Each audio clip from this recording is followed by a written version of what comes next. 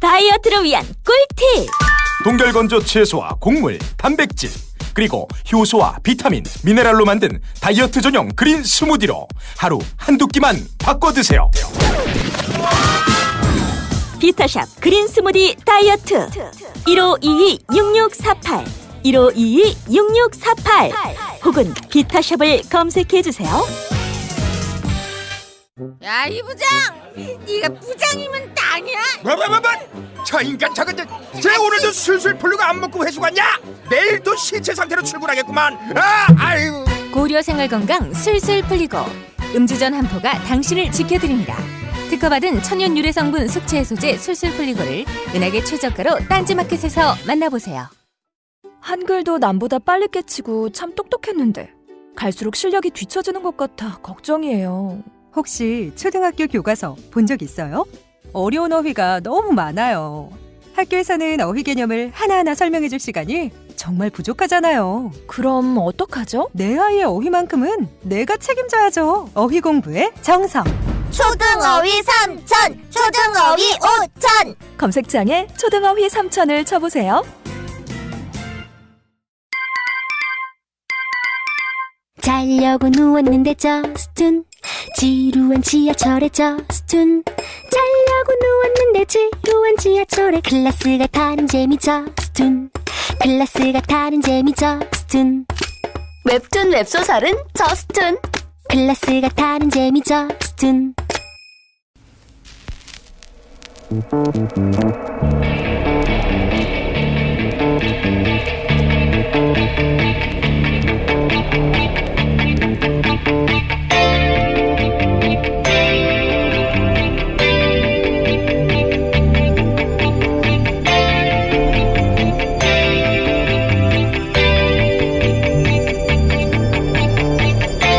안녕하세요, 김호준입니다. 북한이 또 ICBM급 미사일을 발사했습니다. 문재인 정부는 사드 임시 배치와 환경 영향 평가 유지, 투트랙 대응을 했고 보수 진영은 언제나처럼 반응을 했습니다. 강력 규탄, 사드 즉시 배치, 한미 공조 강화. ICBM 사드로 못 막습니다. 미국에 떨어진 ICBM을 한국에 배치한 사드로 어떻게 막나요? 그리고 한미 공조는 왜 사드로만 해야 합니까? 여태 우리가 미국서 사들인 무기들은 다 뭔가요? 지난 10년간 36조어치 미국 무기를 사줬고 박근혜 정부 시절에는 전 세계 미국 무기 수입 1위국도 했죠. 그리고 우리와 북한 간 미사일 전력차가 이렇게까지 벌어지면 우리 미사일 전력을 끌어올릴 생각부터 해야 하는 거 아닌가요? 미국이 우리 미사일 사거리를 180km로 제한한 1990년 당시 이미 북한 노동미사일의 사거리는 1000km가 넘었습니다. 북한은 1998년 대포동으로 2000km, 이제는 10,000km가 넘는 사거리를 확보하는 동안 미국은 우리를 겨우 800km에 묶어뒀죠. 미국이 우리 미사일 사거리를 제한하면서 내건 명분이 중국을 자극하기 때문이라고 했었습니다. 그런 미국이 자기들은 중국을 자극하는 정도가 아니라 결사 반대하는 사드를 한국 땅에 들이고 있죠. 그로 인한 경제적 피해는 우리가 고스란히 입는데 그렇다고 미국이 우리 수출품 뭐라도 하나 더 사주나요? 사드를 받아들일 수밖에 없는 정치적 전략적 이유가 있다면 그건 따져보는데, 그런데 북한 미사일 이야기만 나오면 무슨 무기 하나로 북핵이 다 해결될 것처럼, 무기 하나에 한미 공조가 다 걸린 것처럼 호들갑 떠는 거는 이제 그만 좀 합시다. 이러니까 호구 소리 듣는 거 아닙니까? 김어준 생각이었습니다.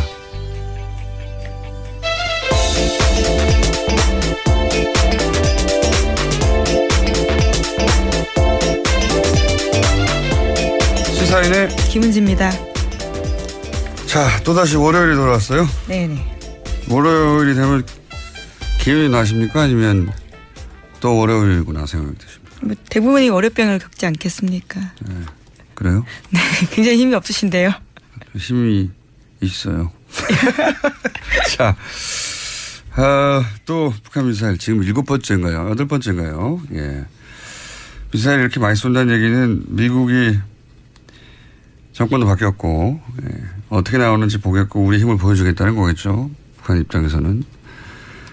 자, 관련 뉴스가 많죠. 예, 전해주십시오. 네, 북한은 지난 28일 오후 11시 41분 자강도 무평리 일대에서 화성 18형 미사일을 발사했습니다. 그런 다음 조선중앙통신을 통해서 최대 정점 고도 3,724.9km로 직선거리 998km를 47분간 12초 비행했다라고 밝혔습니다. 그런 다음 또 김정은 북한 노동당 위원장은 이번 미사일 발사 뒤 이 정도면 미국이 우리를 건드리면 무사할 수 없다는 걸 이해했을 것이다 라고 말했다고도 합니다. 북한의 목적은 이제 체제 보정이죠. 예. 핵 보유량으로 따지면 자꾸 말씀드리지만 미국의 핵 잠수함 한 대에 있는 핵무기가 북한 전체 핵무기보다 많아요. 예. 그건 게임이 안 되는데 핵을 가졌다는 거는 그 단순한 비교가 아니라 공포를 통한 억지니까 예. 우리를 건드리면 안 된다. 뭐 평화협정도 먹고 우리를 인정해라 이런 얘기죠. 기본적으로는. 여기 대해서 이제 미국은 북한을 타격할 수는 없고 그건 이미 오래전에 검토해서 너무 큰 피해가 있으니까 중국을 통해서 압박하는 수단을 계속 쓰는데 중국을 통해서는 원유를 공급하지 말라 이거 아닙니까? 네, 트럼프 대통령이 29일 트위터에 그런 내용을 올렸는데요. 중국은 말만 할 뿐 북한이 아무것도 하지 않는다. 매우 실망했다. 이렇게 썼습니다. 아무것도 하지 않는다기보다는 북한은 중국말도 잘 안 듣는 거죠. 예. 자기들에게 가장 유리한 걸 선택하는 거죠. 북한은 계속해서. 예. 그리고 중국도 사실은 사실상 북한은 핵을 보유한 국가가 됐죠. 그냥 핵 보유국이라고 쓰지 않을 뿐 핵은 다 개발 완료가 된 거예요. 핵 보유국이 된 거예요. 핵 보유국이 되는 게 이 동아시아에서 미국의 힘을 견제하는 데 약화시키는 데도 유리하다고 판단하는 거라고 봐요. 예. 그걸로 뭐랄까요. 중국만 위협하지 않는다면 뭐 그런 복잡한 힘겨루기 와중인 것 같습니다. 자, 여기에 대해서 청와대는 어떻게 반응했습니까? 네, 북한이 미사일 도발을 한 지 1시간여 지난 뒤에 바로 문재인 대통령이 국가안전보장회의 그러니까 NSC 전체회의 긴급 소집했습니다. 그런 다음 청와대 고위관계자 반응이 나왔는데요. 북한의 도발을 참을 수 있는 한계선인 레드라인의 임계치에 온 것 같다라는 겁니다. 또 문재인 대통령은 NSC에서 사드 발사대 4기의 임시 배치를 지시했습니다. 환경영향 평가는 뭐 그대로 하겠다는. 예. 원래는 환경영향 평가를 하고 나서 최종 결정을 하겠다였는데 최종 결정을 하겠다는 건 뭐 유지하는데 일단 나머지 4기는 임시 배치를 해두겠다 뭐 이런 얘기죠. 예. 북한이 여기에 대해서 두려워할 리가 있나요? 그런데 할 수 있는 게 없는 거예요. 예. 남한의 미사일 능력이라는 게 북한에 비하면 상대가 안 되기 때문에 우리 기술력이 떨어져서 그런 게 아니란 말이죠. 그 얘기는 저는 미사일 얘기만 나오면 특히 보수 진영에서는 그럼 우리 미사일 능력도 올리자 이 얘기를 나와야 되거든요. 이 얘기가 안 나와요. 오히려 이 미사일 지침 개정 관련된 거는 김대중 정부 때 한번 바꿨고 그다음에 그 얘기 나왔죠. 이 뉴스를 먼저 보고 갈까요? 네, 그래서 문재인 대통령이 이번에 또 그 내용도 이야기했는데요. 한미 정상회담에서 논의했던 한미 미사일 지침 개정 협상을 즉시 개시할 수 있도록 협의하라고 지시했다고 합니다. 이에 정의용 안보실장이 29일 새벽에 허버트 맥마스터 미 국가안보보좌관에게 협상 개시를 공식적으로 제안했습니다. 미국 역시 동의한다는 입장을 밝혔다라는 건데요. 현재는 사거리 800km, 탄도 중량 500kg으로 제한돼 있습니다. 이게 1979년인가 그때 무슨 협정도 아니고 조약도 아니고 무슨 계약도 아니고 지침이란 말로 지침은 위에 사람이 아래 사람한테 내리는 거 아닙니까? 미국이 우리한테 지침을 줬어요. 지침 가이드라인. 저는 용어부터 기분이 나쁜데 어쨌든 한국 미사일은 180km 이내로 해라. 180km면요. 서울에서 평양도 안 돼요. 예. 그거밖에 못하게 했어요. 그리고 나서는 이제 90년대에 협정을 따로 맺었죠. 예. 그 지침만으로 부족하다. 그래서 협정을 따로 맺었는데 그때 이미 북한은 1300km 대 미사일을 가지고 있었어요. 그 노동 미사일.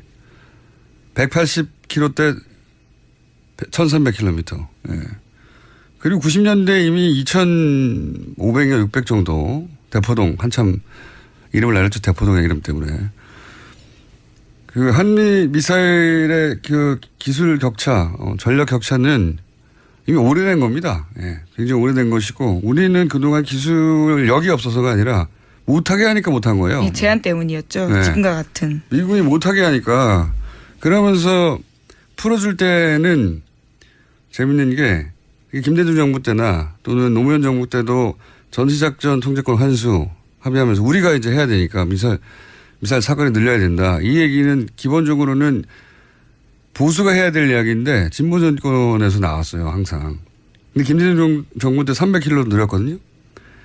당시 근데 300km를 올려준 이유가 그때 미국이 팔아야 되는 미사일이 에이테킴스인가 하는 미사일이 있어요. 탄도미사일.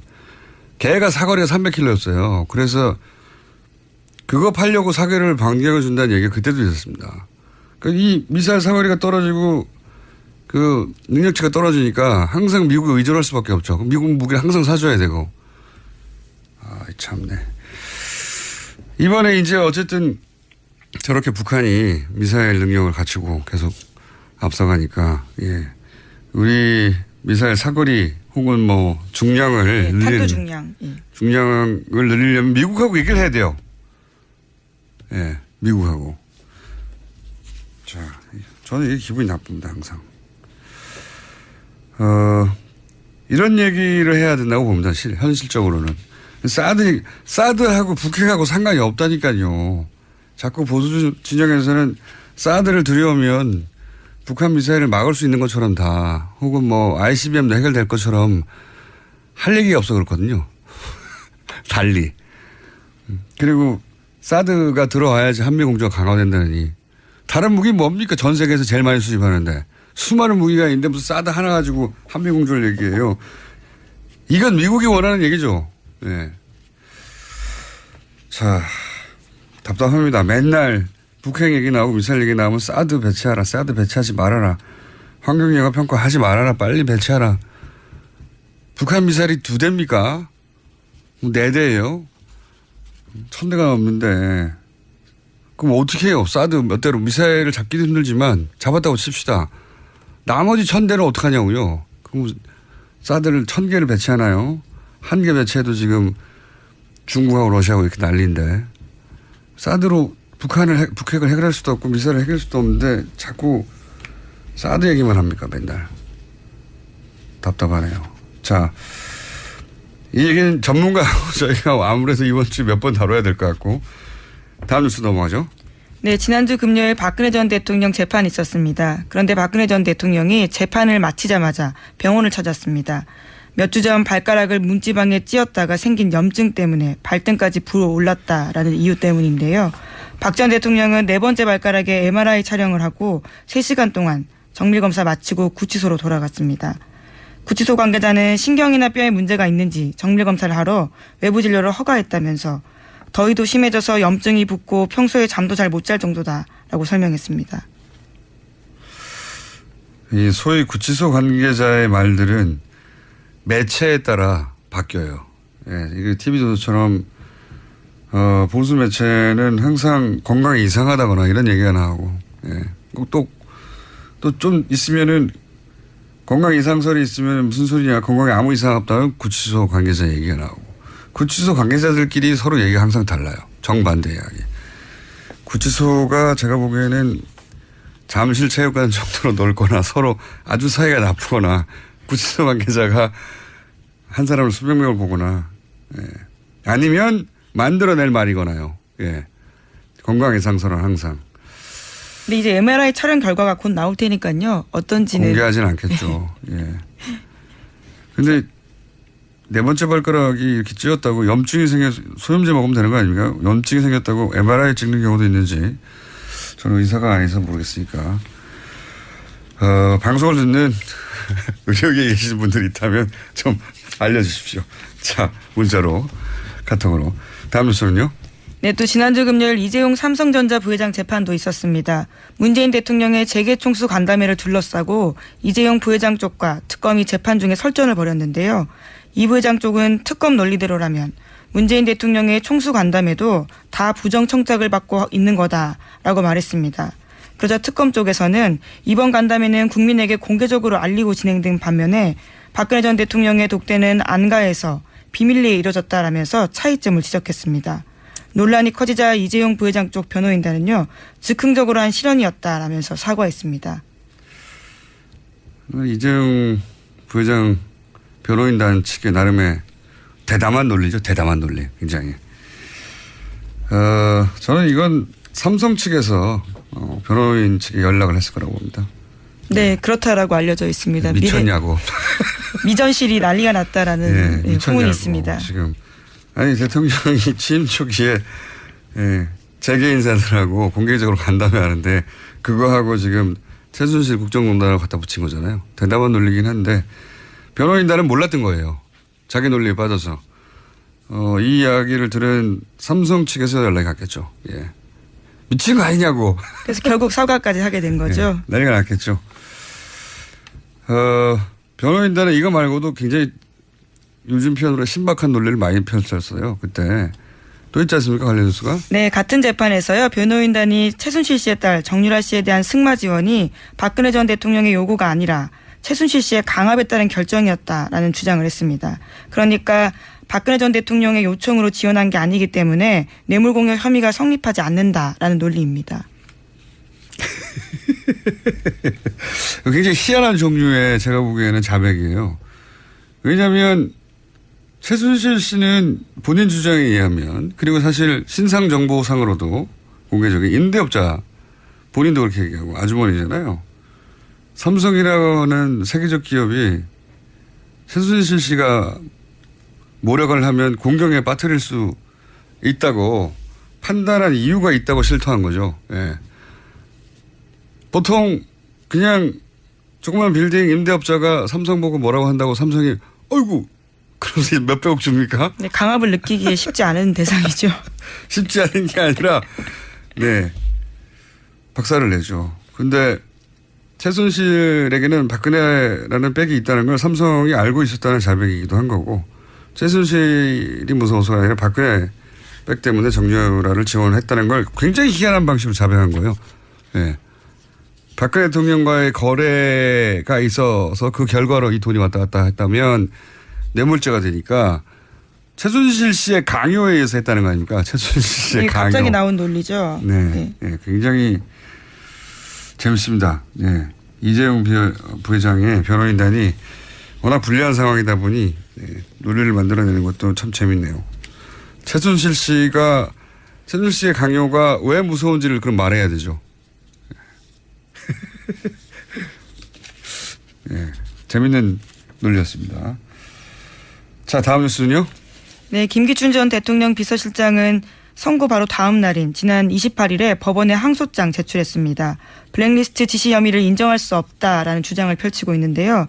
하지만 김 전 실장에게 보고된 문건을 보면 김 전 실장이 이른바 좌파 문화예술인을 골라내고 예산 지원에도 관여한 정황이 확연히 드러난다고 JTBC가 보도했습니다. 굉장히 구체적이에요. 모태펀드가 좌파 자금 창구가 됐으니 어떻게 하라는지 벤처 투자 임원진을 어떻게 해야 한다든지 영화는 콘텐츠 진흥에서 하라고 한다든지 실제 다 실행 옮겨진 거거든요. 네, 다 보고받은 내용입니다. 네. 모태펀드에 실제로 모 인사가 파견돼서 소위 화이트리스트 만들어가지고 모태펀드로 영화를 전폭적으로 지원하죠. 전례가 없는 액수를 조건 없이 지원하는 실제로 실행에 옮겨진 사안이고 항소해도 제가 보기엔 형량은 모르겠습니다만 무혐의가 나오기는 불가능할 것 같다. 지나치게 구체적입니다. 다만 이제 조윤선 전 장관에 대해서는 말들이 많죠. 그래서 죄송합니다. 저희가 잠시 후 박범계 의원 연결해서 박범계 의원이 재판부 판결문을 입수해서 분석을 했더라고요. 네, 그래서 이야기 나눠볼까 합니다. 잠시 후에. 나머지 뉴스 짚어보겠습니다. 네, 블랙리스트로 유죄를 선고받은 숙명여대 교수들이 학교에서 직위해제됐습니다. 서울중앙지법은 지난 27일에 김상률 교수에게 징역 1년 6월에 실형을 선고하고 김 교수를 법정 구속했습니다. 또 김소연 교수는 징역 1년 6월에 집행유예 2년을 선고받은 바 있는데요. 이에 따라서 숙명여대가 두 사람을 직위에게 하기로 의결했다고 밝혔습니다. 알겠습니다. 다음 뉴스는요. 네, 류석춘 자유한국당 혁신위원장이 최근 청년대상 행사에서 일베 활동을 독려하는 발언을 해서 논란에 휩싸였습니다. 류 위원장은 지난 28일에 대학생 청년 간담회에서 젊은 보수의 지지 확보와 관련한 발언 도중에 일베를 하라면서 일베 이용을 독려하는 취지의 발언을 한 것으로 전해졌습니다. 이분은 참 기량이 대단하네요. 예. 일베를 하라. 네, 또 뿐만 아니라요. 일부 온라인 커뮤니티에서 노인을 비하하기 위해 쓰이는 비속어인 틀딱이라는 표현이 있거든요. 그것들을 또 썼다라고 합니다. 다른 정당은 굉장히 반가워하겠어요. 유석준 위원장이 이렇게 계속 기량을 발휘해 주니까.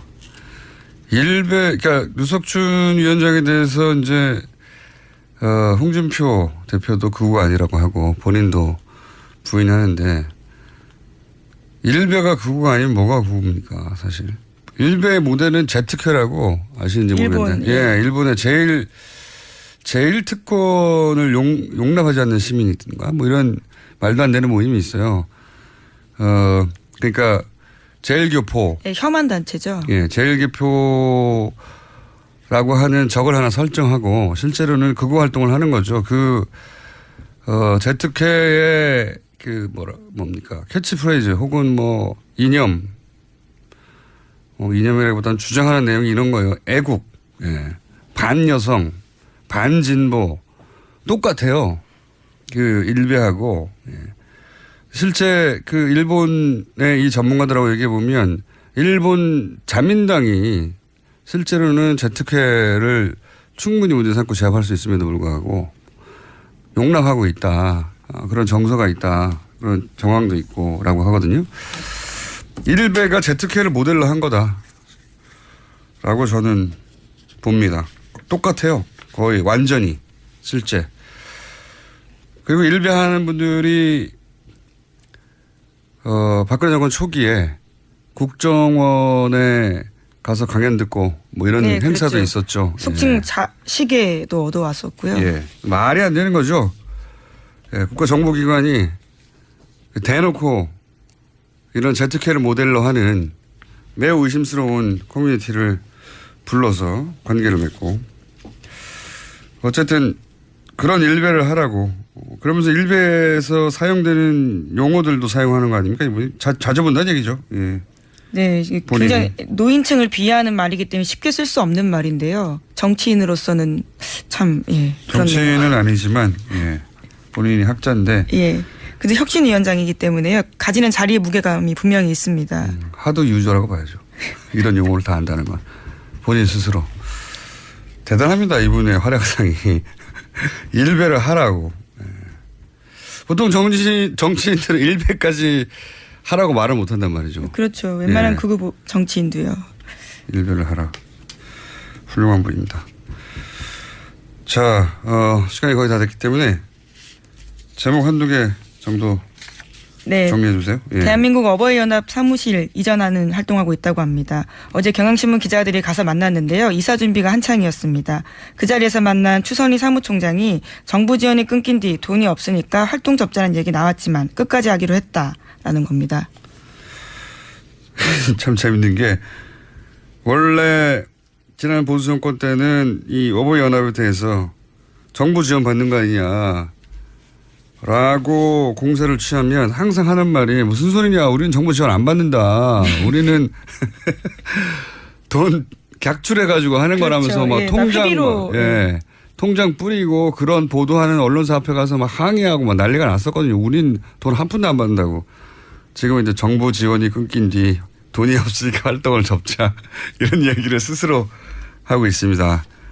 예. 그러니까 또 소속돼 있는 어르신들이 무슨 소리냐 10년간 해왔는데 계속 해야 된다 뭐 이런 이야기를 본인들끼리 하고 있다는 거죠. 네, 그래서 사무실을 좀 옮겨서 하기로 했다라는 게 추선희 사무총장의 설명입니다. 어버이연합의 탄생 즈음부터 지켜본 저로서는 본인들이 이렇게 스스로 정부 지원이 끊겨서 활동을 못한다고 말하는 걸 처음 보고 예. 처음에 이제 다음에 카페로 시작했거든요. 예. 물론 뭐 다음 카페는 껍데기고 실제로는 처음부터 정부 사이드에서 그 정부 누군지는 모르겠으나 누군지는 알 것도 같습니다만 거기서 만들어냈다라고 하는 얘기인데 초반 한 1년 반 2년은 카페 오프라인에 모인 사람이 100명이면 최소한 카페 100명을 활동해야 되잖아요. 그렇죠. 카페 오프라인에 100명, 200명이 모이는데 카페에는 회원이 10명이고 막 그랬어요. 처음에는. 처음부터 저는 맨 처음부터 봤기 때문에 처음부터 거기서 모아서 자발적으로 생긴 게 아니었어요. 도대체 저 사람들은 어디서 왔을까. 카페에는 사람들이 없는데 글 쓰는 사람이 1명, 2명 뭐 조회수 5 뭐 이랬거든요. 네, 어버이연합 같은 경우에도 관제 데모 지시한 의혹 받고요. 검찰에 고발된 상태입니다. 그런데 아직까지 사법 처리 방향 나오지 않고 있다고 합니다. 알겠습니다. 지금 30초 정도 더 있다고 하나요? 아마 박봉계 의원이 연결이 금방 안 되나 봅니다. 하나 정도 더 하죠. 예. 네, 백악관에서 미국 백악관에서요. 연결됐다고 하는데 그냥 하죠. 예. 예, 미국 백악관에서 권력 투쟁이 한참이라고 합니다. 그래서 프리버스 비서실장이 경질됐다라는 소식이 있습니다. 아, 이거요. 예, 우리나라로 치면 비서실장하고 청와대 홍보수석하고 싸운 거죠. 예. 예, 심지어 트럼프가 파리 잡으라는 호출까지 했다라는 비서실장의 폭로까지 있었습니다. 예, 비서실장 보고 자기 방에 와서 파리 좀 잡아라. 파리 다닌다고. 그 사람이 잘린 거고 홍보수석에 해당되는 사람이 딸의 측근으로 알려져 있고 정말 가관입니다. 비서실장을 비행기 같이 타고 가다가 그 안에서 잘랐죠. 그렇죠. 거기다가 또 잘렸다라는 이야기를 트위터에다가 올린 겁니다. 정말 장난 아니에요. 미국 소식은 이번 주에 한번 저희가 전문가 모시고 종합해 보겠습니다. 여기 난리 났거든요. 예. 지난주 한 주가 워싱턴에서 이렇게 말이 안 되는 사건이 많이 벌어지는 일이 없다라고 미국 언론들이 할 만큼 난리가 났었습니다. 여기 한번 짚어보겠습니다. 여기까지 하겠습니다. 시사인의 김은지였습니다. 감사합니다. 골반 잡자 바로 잡자 바디로직 허리 통증 바로 잡자 바디로직 2017년 쿨 썸머 바디로직 라이트 출시. 통기성이 좋아 땀 걱정 없이 한여름에도 쾌적하게. 입은 듯 안 입은 듯 가벼움의 신축성은 그대로. 자세가 좋아지는 골반 교정 타이즈 바디로직 검색창에 골반 교정 바디로직 라이트. 아무도 묻지도 따지지도 않고 가입하셨다고요? 보험은 너무 어려워요. 걱정 마십시오. 마이보험 체크가 도와드립니다. 1800-7917 마이보험 체크로 지금 전화 주세요. 1800-7917 이미 가입한 보험이나 신규 보험도 가장 좋은 조건을 체크해서 찾아드립니다. 인터넷 한글 주소 마이보험.com 또는 카카오톡에서 아이디 검색 마이보험을 친구 추가하여 상담하실 수 있습니다. 모닝똥? 제겐 사치였죠. 내가 토끼인지 토끼똥이 나인지. 내가 변을 본 것인지 변을 당한 것인지 나는 바나나이고 싶다. 간혹 구렁이이고도 싶다. 미궁 대장사랑 빅똥의 추억 미궁 대장사랑이 찾아드립니다. 혈중 콜레스테롤 개선과 배변 활동에 도움을 주는 건강기능식품입니다. 검색창에 미궁 대장사랑. 미궁 장사랑 이름 바꿨어요. 프로바이오틱스 12종 추가. 미궁 대장사랑.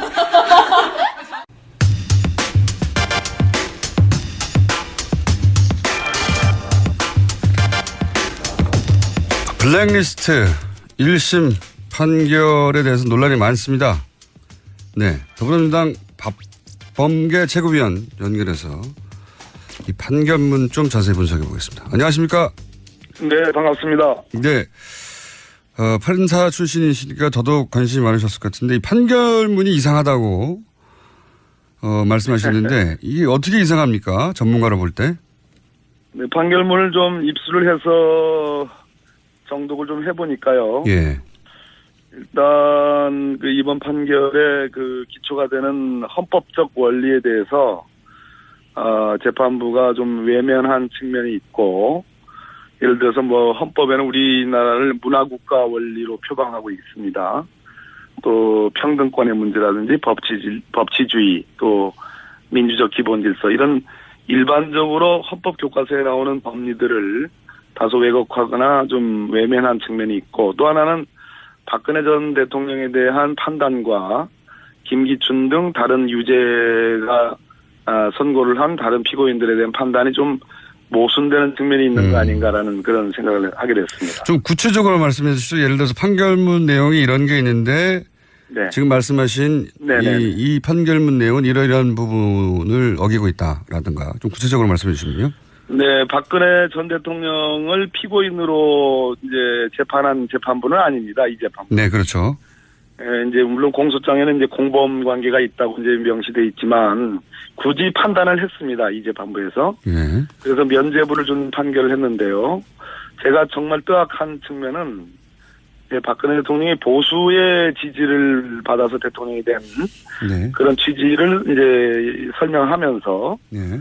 문화예술계 지원 사업과 관련하여 좌파 지원 축소와 우파 지원 확대를 표방한 것 자체가 헌법이나 법령에 위반된다고 볼 수 없다. 이렇게 단적으로 써놨습니다. 아하. 그러니까 헌법은 우리 헌법은 좌파니 우파니 진보니 보수니 그것이 실적법에 위반되는 것만 아니면 그거를 이유로 무슨 차별을 하라고 돼 있지 않습니다. 그렇죠. 개최 당연히. 민주적 기본 질서나 문화국가 원리가 그렇거든요. 네. 진보적 예술인이라고 그래서 차별해서는 안 되는 거죠.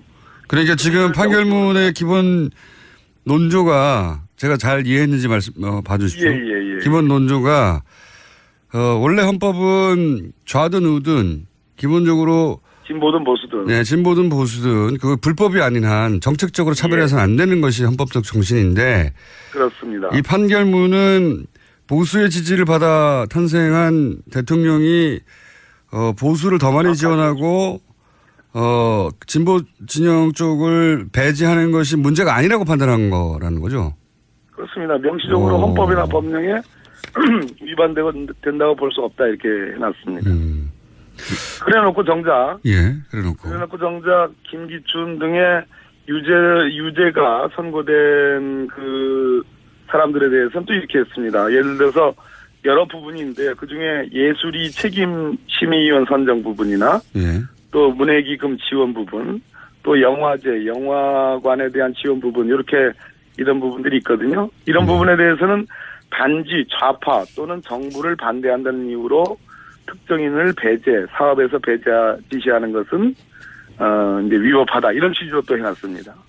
서로 충돌하네요. 앞뒤가 안 맞잖아요. 그렇군요. 그러면은 예를 들어서 그렇게 그 보수를 밀어주고 진보를 억압한 것이 문제가 아니라 그 과정에서 위법한 방식을 사용했다. 이게 문제라고 생각한 겁니까? 이 판사님은?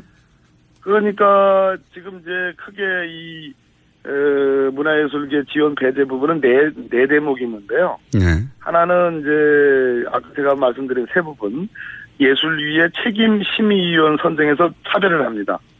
또 한 부분이 있고 문예기금 지원에서 차별하는 부분이 있고 영화제 지원 또는 영화관 지원에 차별하는 부분이 있고 세종도서 선정과 관련된 차별 이 네 가지 부분이 있는데 세종도서 선정 부분은 철저하게 절차 위반 측면을 부각시키고요.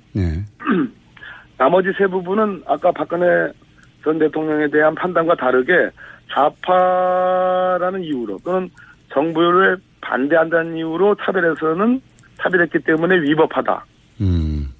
앞뒤가 분명히 안 맞네요. 자체적으로도 조금 모순되는 측면이 있고 박근혜 전 대통령의 썼던 논리하고도 좀 배치되는 그래서 좀 판결이 좀 우왕좌왕하는 거 아닌가 좀 대단히 미안한 말씀입니다만은 그런 측면을 말씀드리는 겁니다. 네, 알겠습니다. 그 대목은 이해했고요. 굳이 박근혜 전 대통령이 공범이 안 된다고 법원이 판단한 부분에 대해서 지적하셨지 않습니까? 네. 이 재판에서는 사실 박근혜 전 대통령을 피의자로 판단하는 게 아닌데도 불구하고 박근혜 대통령 공범이 안 된다는 표현이 판결문에 나오는 거죠, 아예? 그렇습니다. 제가 보기에는 명백하게 무죄라는 그런 취지로 확실하게 써놨습니다. 이런 경우도 있긴 있습니까? 물론 이제 그 소위 이제 공소장에 공범으로 열거가 돼 있지만 당해 재판부의 당해 피고인은 아니에요. 다른 네. 재판부에 지금 재판이 진행 중에 있지 않습니까? 그러니까요. 그런 측면에서 뭐 공범 여부를 뭐 판단하지 않는다. 왜냐하면 다른 재판부에서 지금 재판하고 있으니까. 그러니까요. 그렇게 하는 것이 대체로 일반적이지 않을까 하는 모르겠습니다. 제가 현직에 있을 때하고 시간이 많이 흘렀으니까 요즘에 관행이 달라졌는지는 모르겠으나 굳이 뭐 몇 장을 들여서 열거를 판단을 해놨는데 그 판단을 해놓은 근거도 네. 제가 보기에는 맞지 않다. 심지어 박근혜 전 대통령이 대수비라고 있지 않습니까? 네. 그 대통령 수석비서관 회의가 네네. 소위 박근혜 대통령 시절에서 불렸던 그 약칭인데요. 대수비에서 그 문화예술계 지원 배제 지시를 하는 것도 인정을 합니다. 이 재판부는. 그리고 그것과 관련된 보고를 받은 것도 인정을 합니다. 지시에 보고 받은 거를 다 네. 인정을 하는데 공범이 안 된다고. 아까 말씀드렸듯이 보수주의를 표방했고 그런 지지를 받아서 대통령이 된 사람이 좌파는 좀 제약하고 우파는 지원하는 이런 것은 헌법과 법령에 위반되지 않는다라고 저는 깜짝 놀랐습니다. 정말 앞뒤가 안 맞네요. 예. 네. 상식적인 수준에서도. 그리고 또 이상한 점도 그 박근혜 전 대통령을 언급한 부분 그렇게 길게 언급했다면 지금 말씀하신 논리적으로 정합이 되지 않는다는 말씀 말고 또 다른 이상한 점도 있습니까? 그렇습니다. 그 다른 피고인들 예를 들어서 김기춘이나 조윤선 또 김종덕, 김상률 이런 사람들은 언제부터 언제까지 장관, 뭐 비서실장 또는 수석으로 근무한 사람으로서 이렇게 해가지고 명확하게 그 신분의 변화를 설명을 해놨습니다. 그런데 박근혜 전 대통령에 대해서는 대한민국 18대 대통령으로서 국가 원수 또 정부의 수반으로서 중앙행정기관의 장을 지휘 감독한 사람이라고 해놓고 가로치고 이하 대통령이라 칭한다 해놓고 대통령이라는 표현이 써 있습니다. 무슨 얘기냐면 지난 헌법과 법률에 의해서 헌법재판소에서 소추돼서 탄핵 심판 파면된 그런 신분적 요소는 단 한마디 언급이 없다. 놀랍지 않습니까? 그러니까 개인적으로 박근혜 전 대통령에 대한 어떤 존경심이 강한 판사분이 아닐까 하는 생각도. 그렇게 말씀하실 줄 알았습니다. 그렇게까지 볼 것은 아닌데, 그러나, 아무리 법원과 헌법재판소가 다른 기관이라 하더라도, 법원이라는 것은 우리 헌법과 법률을 해석하는, 가장 중추적 기관인데, 예. 지난 역사적, 헌법적, 법률적 사실들을 단 한마디도 표기하지 않는다. 그렇군요. 이것은 이상하긴 이상합니다. 이상합니다. 예, 다른 사람들은 다 그렇게 표시가 됐는데, 네. 저한테 이런 얘기를 지적한 사람은 속상하다고 표현했습니다. 알겠습니다. 예. 판사님의 개인적인 정치적 성향이 어떤지는 여기서 따질 일이 아니니까. 그런데. 물론입니다. 예. 그런데 이 판결이 실제로 박근혜 전 대통령의 재판에 어떤 종류의 영향을 줄 수 있을까요? 다른 재판부가 무죄라고 판단한 한 것이? 예, 저도 역시 서울중앙지방법원에 저도 근무한 사람인데요. 예. 아주 다른 재판부가 아주 원칙과 자기 판단에 철저하지 않으면, 이웃 재판부가 한 재판에 다소 영향을 받습니다.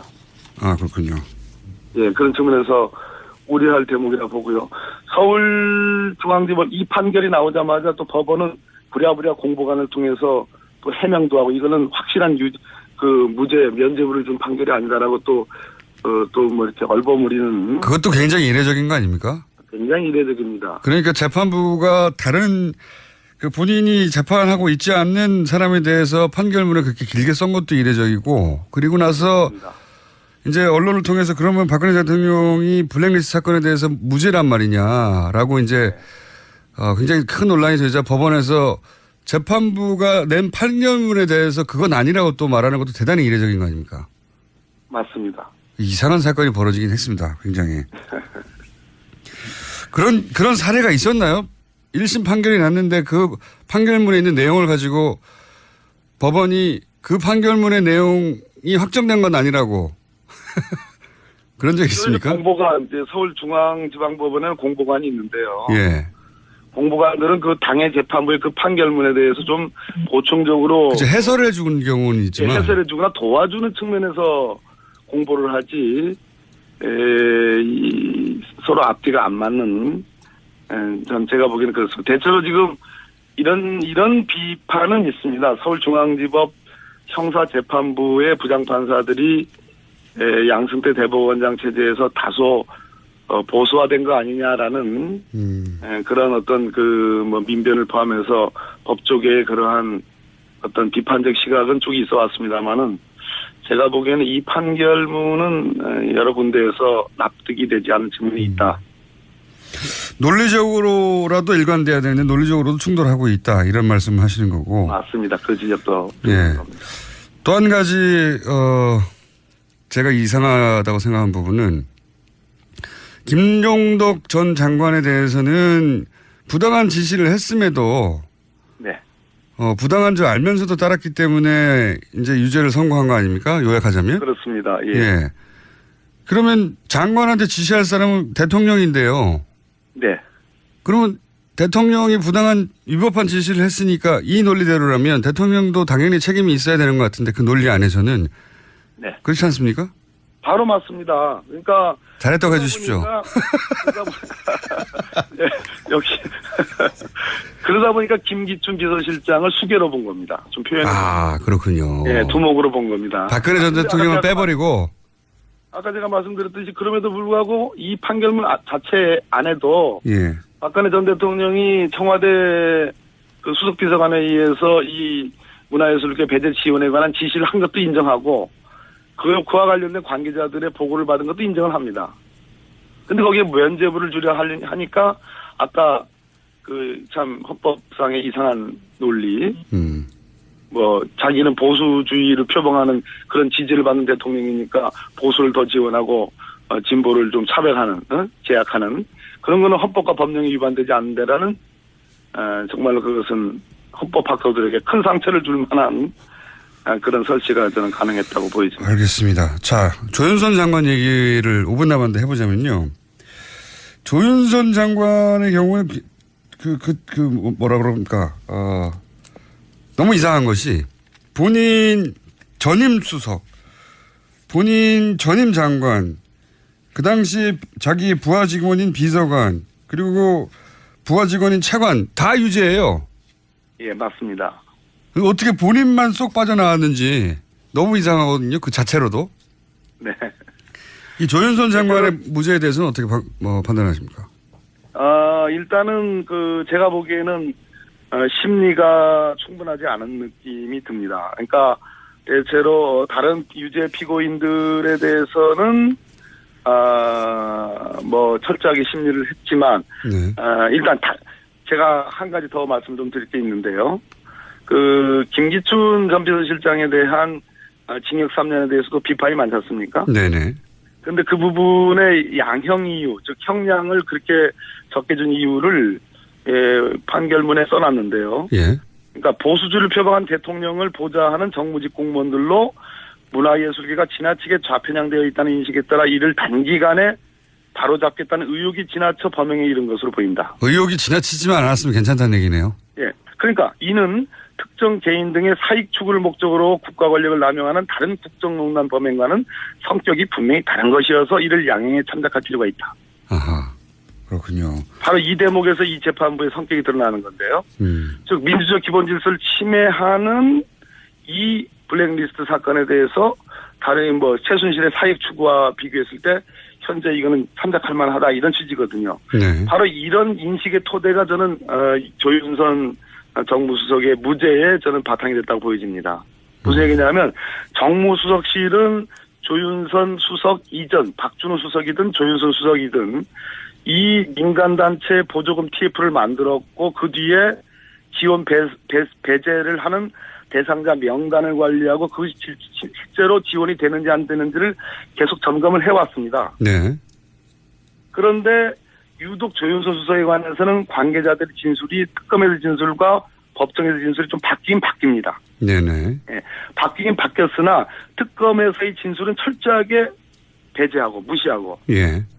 법정에서의 증언만 부각을 시켜서 그거를 믿은 겁니다.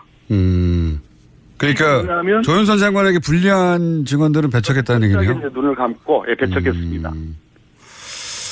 왜냐하면 제가 특히 이해가 안 갔던 것이 전임 수석이 전화로도 만나서도 블랙리스트 설명했다. 전 장관에게.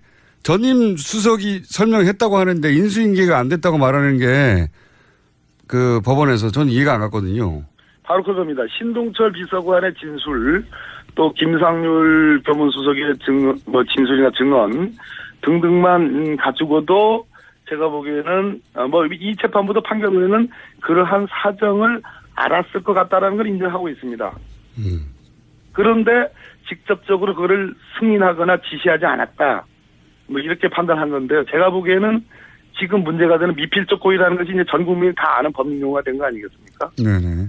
그랬을 때 미필적 고의라는 그런 법리는 그냥 눈을 감은 거 아닌가. 전혀 고려하지 않고 그냥 문제를 유독 드러내서 한 거 아닌가 하는 그런 비판은 면할 길 없다 이런 말씀드립니다. 재판부가 그 주도하지도 승인하지도 않았다는 걸 다 인정하더라도 사실은 미필적 고의라는 부분은 눈을 감았고 실제 승인하지 않았는지는 잘 모르겠습니다만 그걸 다 인정하더라도 본인은 사실은 그 임무가 수행되는 책임 부서와 부처의 장관과 수석을 했지 않습니까?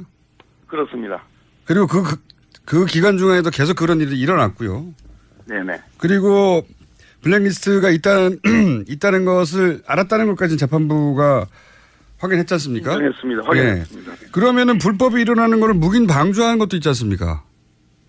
바로 이제 그 측면, 묵인 방조한 것이 제가 보기에는 미필적 고의로 모두 지금 다른 사람들에게 유지된 부분을 다 인정할 수 있는 부분이라는 얘기입니다. 또 하나는 위증만, 국회에서의 위증한 것을 가지고 지금 징역 1년에 집행유예 2년 한 거 아니겠어요? 네네. 근데 그것도 엄밀히 따지려면 만약 이 블랙리스트 문화예술계 지원 배제에 대해서 무죄라면 국회에서의 증언도 제가 보기에는 다소 위증 부분이 있다 하더라도 처벌 가치가 별로 없는 것입니다. 알겠습니다. 여기까지 오늘 다루고요. 여보세요? 네네네. 네, 오늘 말씀 감사합니다. 또 모시겠습니다. 예, 감사합니다. 박범계 최고위원이었습니다.